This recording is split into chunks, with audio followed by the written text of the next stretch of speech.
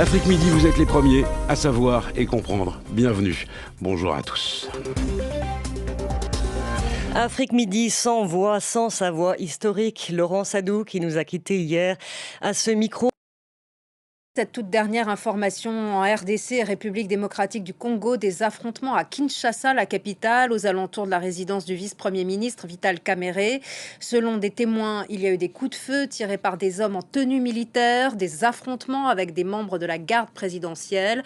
On compte au moins 3 morts dans ce pays qui traverse depuis des années une grave crise sécuritaire à l'Est. Nous sommes en ligne avec Aurélie Angoula, notre correspondante à Kinshasa.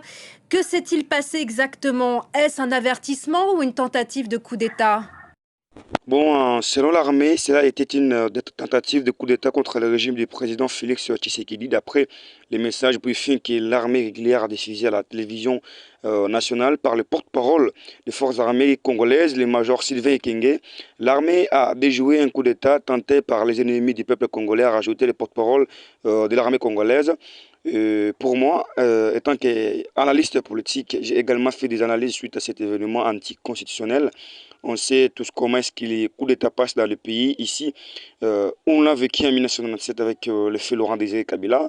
Comment expliquer un groupe de 30 communs de mortels ayant pas suivi une formation militaire digne de ces noms peuvent rêver de faire tomber un régime dans une ville très militarisée comme Kinshasa? On se pose des questions. On se pose la question, comment est-ce qu'ils ont fait pour pénétrer dans ces quartiers résidentiels ultra sécurisés?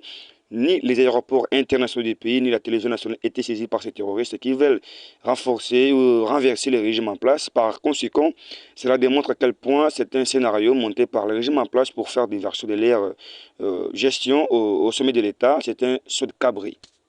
Donc la situation est désormais sous contrôle du pouvoir congolais? Effectivement, Catherine, la situation sécuritaire de la capitale congolaise Kinshasa est maintenant sous contrôle du gouvernement congolais. On constate depuis ce matin, dès lundi 20 mai 2024, la présence militaire de la ville. L'armée est déployée en masse dans plusieurs rues de Kinshasa. La calmie est vraiment de retour et plusieurs rues de la capitale, comme je viens de le dire tout à l'heure, est barricadée.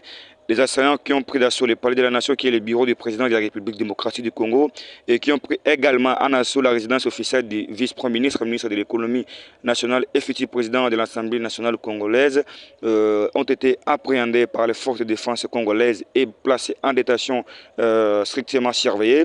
La sécurité est renforcée à l'avenue Robodon, Kinshasa-Gombe, là où se trouve le palais de la nation, qui est le bureau du président de la République démocratique du Congo. La page officielle de la présidence congolaise a publié ce soir vers 19 h les images où on pouvait corroborer la présence du président de la République Félix Tshisekedi et du ministre des Affaires étrangères de la République démocratique du Congo participer à un sommet extraordinaire de la SADC en visioconférence depuis le bureau du président de la République congolaise Félix Tshisekedi à la cité de l'Union africaine qu'on appelle communément la cité de l'OIA, toujours à Kinshasa, dans la commune de Mongalima. Afrique Midi, vous êtes les premiers à savoir et comprendre. Bienvenue. Bonjour à tous. Afrique Midi, sans